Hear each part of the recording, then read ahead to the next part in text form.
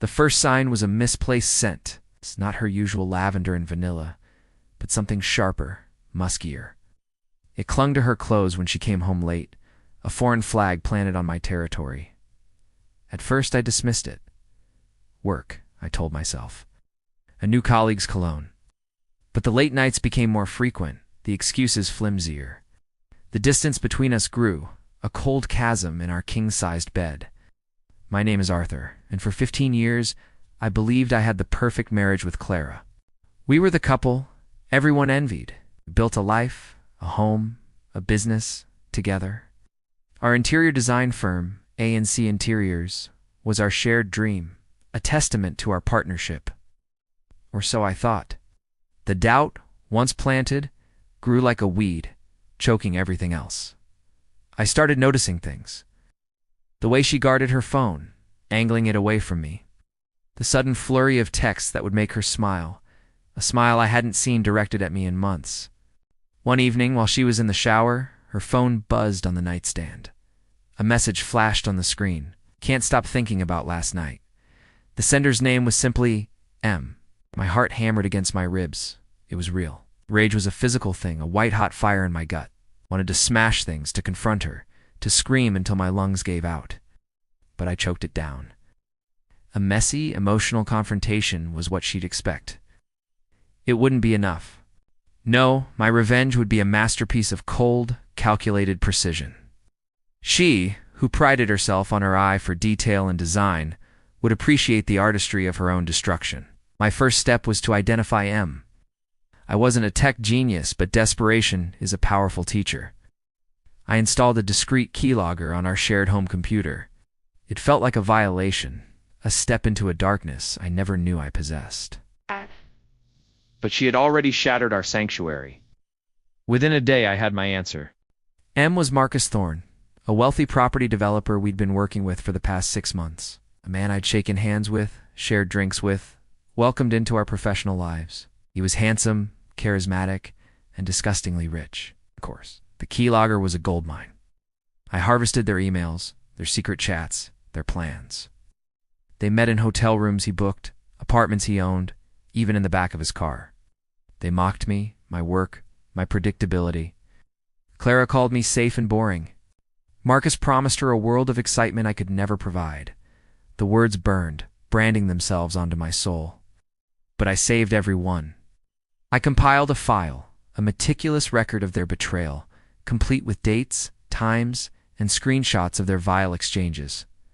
Next, I turned my attention to our finances.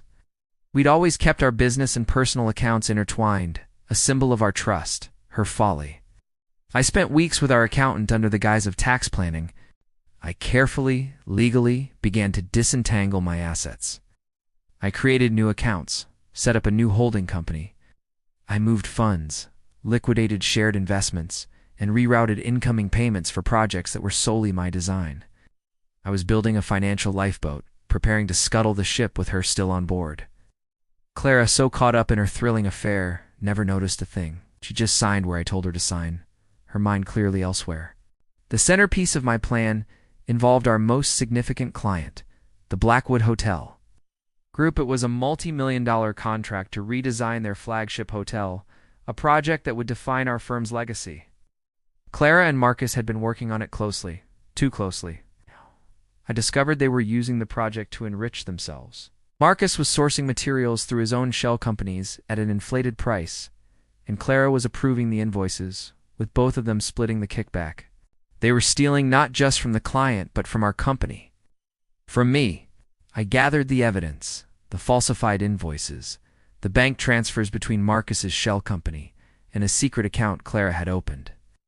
It was all there, a neat little package of fraud and embezzlement. This was my checkmate. The final phase began on our 16th anniversary. I feigned ignorance, booking a table at our favorite restaurant, the one where I'd proposed. I bought her a diamond necklace. She looked beautiful, radiating a happiness that had nothing to do with me. She spoke of the future of a trip to Tuscany she wanted to take. I smiled, played along, my heart a block of ice. "I have a surprise for you when we get home," I said, my voice smooth as silk. Back in our meticulously designed house, I led her to my study. The lights were dim. On my large drafting table, where we'd sketched out so many dreams, I had arranged everything. In the center was a large framed photo from our wedding day. Around it, I'd laid out the evidence. The screenshots of her texts with Marcus, the hotel receipts, the bank statements from her secret account, the fraudulent invoices from the Blackwood project. She walked in, smiling, expecting another gift. Then she saw the display. Her smile faltered, then vanished. The color drained from her face as her eyes darted from one piece of evidence to the next. The silence was absolute, broken only by her sharp, ragged breaths. "Arthur, what is this?" she whispered, her voice trembling. "This," I said, my voice devoid of all emotion, "is the design for your new life." "I thought you'd appreciate the attention to detail." Her composure shattered. Tears streamed down her face. She started with denials, then pleas, then accusations. It was a pathetic performance. Just stood there watching her unravel. "Please, Arthur, we can fix this," she sobbed, reaching for my hand. I pulled away as if her touch were poison. "There is no we," I stated coldly. "While you were enjoying your little adventure, I was busy. As of this morning, our joint accounts are empty. The business assets are now held by my new company. This house is in foreclosure, thanks to some strategic defaults I arranged. Your car? Leased? The lease has been terminated." Her eyes widened in horror. "You can't. Our business." "Our business?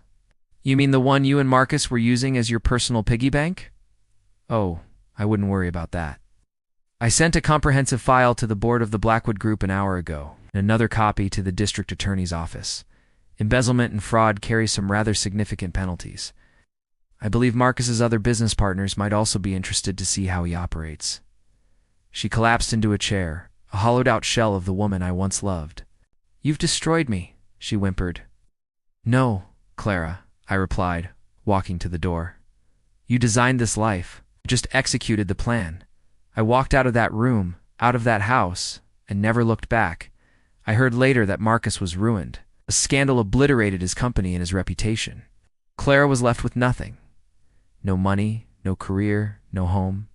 Last I heard, she was living with her sister, facing a mountain of legal trouble. Sometimes late at night, I sit in my new minimalist apartment, overlooking the city lights, and I feel nothing. The fire of revenge has burned out, leaving only ashes. I won. I utterly and completely destroyed her. But there's no trophy for this kind of victory. There's only the silence, and the knowledge that the man I used to be is gone forever, buried under the rubble of a perfect life that was never real. And in that silence, I have to figure out how to design a future from the wreckage.